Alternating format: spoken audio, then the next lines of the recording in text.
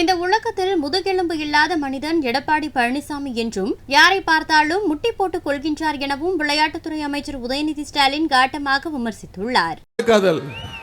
9 வருஷம் 10 வருஷம் ஒன்னா கூட்டணியில் இருந்துகிட்டு தமிழ்நாட்டுக்கு தேவையான எந்த திட்டத்தையும் கொண்டு வராம அனைத்து மாநில உரிமைகளையும் விட்டு கொடுத்துட்டு நீட் தேர்வை கொண்டு வந்து மொழி உரிமையை விட்டு கொடுத்து கல்வி உரிமையை விட்டு கொடுத்து நிதி உரிமையை விட்டு கொடுத்துட்டு இப்போ சிஏஏ சட்டத்தை கொண்டு வந்ததுக்கு யாரு காரணம்?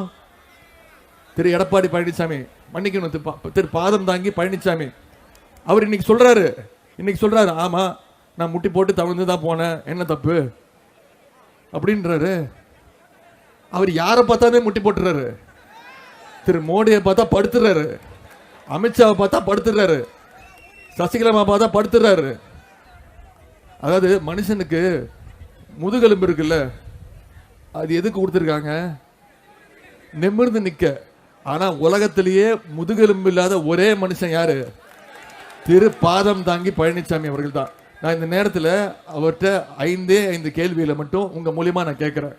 1, திரு பாதம் தாங்கி பழனிசாமி அவர்களே, நீங்க உரிமைகளை மீட்போம்னு இப்ப சொல்றீங்க, தமிழ்நாட்டை காப்போம்னு இப்ப சொல்றீங்க. நடக்கிறது சட்டமன்ற தேர்தலா நாடாளுமன்ற தேர்தலா? அப்போ நீங்க யார்கிட்ட இருந்து உரிமைகளை காப்பாற்ற போறீங்க?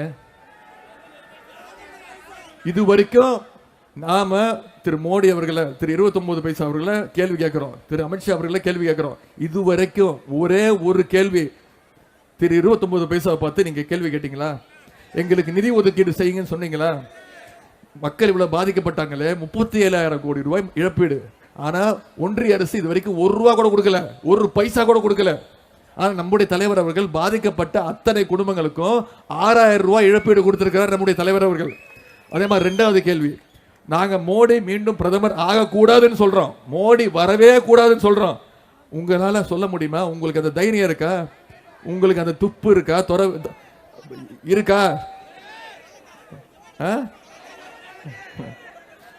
உங்களுக்கு அந்த தைரியம் இருக்கா? திரு பாதம் தாங்கி பழனிசாமி அவர்களே, மோடி வரக்கூடாது அப்படின்னு சொல்றதுக்கு உங்களுக்கு தைரியம் இருக்கா? அதே மாதிரி இப்போ அதிமுகவுடைய முன்னாள் அமைச்சர்கள் செய்திகளை உள்ளது உள்ளபடி தெரிந்து கொள்ள ரெஃப்ளெக்ட் நியூஸை சப்ஸ்கிரைப் பண்ணுங்க.